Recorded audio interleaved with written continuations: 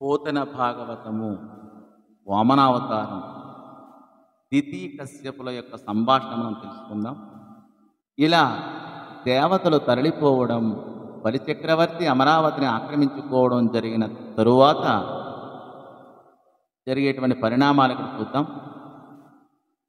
తన తనూజు ప్రోలు ధనుజులు కొనుటయు వీల్పులెల్లనుడాగ వెడలుటయును భావించి సురమాత పరితాపమున పొంది వగననాదాకృతి వనరుచుండ ఆయమ్మ పినిమిటి యగు కశ్యప బ్రహ్మ మరి ఒకనాడు సమాధిమాని తన కుటుంబినియున్న ధామమునకేగి నాతిచే విహితార్చనములు పడసి వంది వ్రాలి కొంది వాడిన ఇల్లాలి వదన వారి జంబు వడుపు చూచి తేరదిరిగి మగువ చుబుకంబు పొడుకుచు వారి జాక్తి ఏలవగసి తనుచు.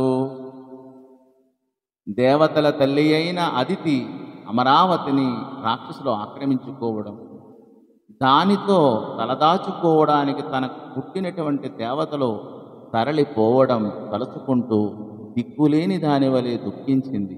ఒకనాడు ఆమె భర్త కశ్యప ప్రజాపతి తపస్సు చాలించి ఇంటికి వచ్చాడు. అదితి చేత పూజలు అందుకున్నాడు. బాధతో కుంగిన ఆమె ముఖ పద్మాన్ని చూసి ఆమెను చేరదీసి ఓదార్చాడు. ఓ కమలాక్షి, అదితి ఎందుకు బాధపడుతున్నావని అంటూ ఇంకా ఇలా చెప్తూ ఉన్నాడు. కశ్యపుడు తన ఇల్లాలితో అదితితో ఇంకా ఇలా అన్నాడు. తెరవా విప్రులు పూర్ణులే చెలగునే దేవార్చనాచారముల్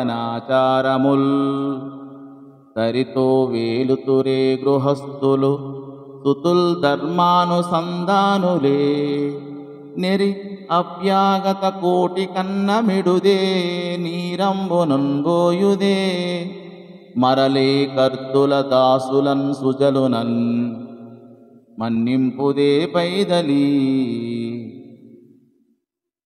ఓ అదితి, స్వచ్ఛమైన దానవు, ఎందుకు ఇలా విచారంగా ఉన్నావు? బ్రాహ్మణులను ఏ లోటు లేకుండా ఆదరిస్తున్నావు కదా. దేవాలయాలలో పూజలు సమయానుగుణంగా సాగుతున్నాయా? మన వారు అందరూ ఇక్కడ వేళకు సరిగా హోమకార్యాలు నెరవేరుస్తున్నారా? నీ కొడుకులు ధర్మాన్ని పాటిస్తున్నారా? అతిథులకు అన్నపానాలు ఇచ్చి ఆదరిస్తున్నావు కదా.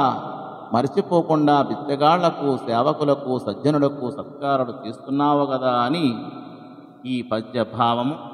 ధన్యవాదం.